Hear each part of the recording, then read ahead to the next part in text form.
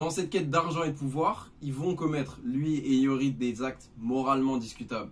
Bon, parlons des actions de Kozuki, Iori et de Danjiro. Donc, comme on le sait, ils n'ont pas été envoyés dans le futur, comme Momonosuke, Kinemon, Kanjiro, tout ça. Donc, ça fait que eux, ils étaient dans le présent et ils ont dû attendre pendant 20 ans qu'ils reviennent. Heureusement pour eux, ils avaient vraiment confiance dans le fait qu'ils allaient revenir et ils ont directement pensé à comment préparer en fait leur arrivée. Ils se sont dit, ok, il nous faut une situation en fait. Quand ils vont revenir dans 20 ans, il faut qu'on soit dans une position où on peut affronter Kaido et on peut le vaincre. Donc Yoshiro, il s'est dit quoi? Il s'est dit, il me faut de l'argent et il me faut des hommes. Il me faut ces deux choses.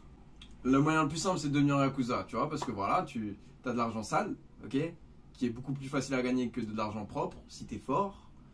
Et en plus de ça, eh ben, t'as plein d'hommes à tes ordres, quoi. Donc il s'est dit, ok, je deviens Yakuza. Et puis un jour, par hasard, il tombe sur Iori, ok, quand elle est un peu jeune, elle doit avoir entre 8 et 10 ans. Et c'est grâce à ça qu'il a pu, en gros, prendre le relais de Kawamatsu, parce que Kawamatsu, il l'a élevé jusqu'à un certain âge. Et puis ensuite, c'est Danjiro qui prend le relais, en fait. Et ensuite, on lui dit, voilà, Iori, elle a choisi de devenir courtisane. Enfin, on ne dit pas qu'elle a choisi, mais elle l'est. Et c'est dans cette situation qu'ils nous sont introduits. Kyoshiro, quand il est introduit, il est le chef de Yakuza. Et Iori, quand elle est introduite, c'est la plus grande courtisane de Wano. Et le truc, c'est qu'à ce moment-là, on voit que Iori, elle escroque des gens. Et Kyoshiro, il programme des assassinats. Ce qui est normal, c'est un Yakuza. Moi, ce qui m'avait choqué dans les escroqueries de Iori, c'est que les mecs en face allaient jusqu'à vendre leur famille.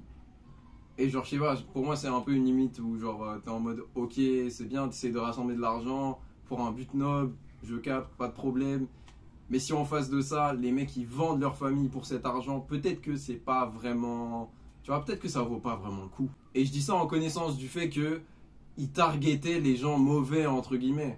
Mais même si c'est des gens mauvais, est-ce que ça veut dire que leur famille mérite ça, en fait? Ils ont un objectif noble. Mais est-ce que ça justifie les moyens? Combien de gens ils ont escroqués? Combien de meurtres ont dû avoir lieu pour rassembler l'argent qu'ils ont rassemblé? Et est-ce que ça vaut vraiment le coup?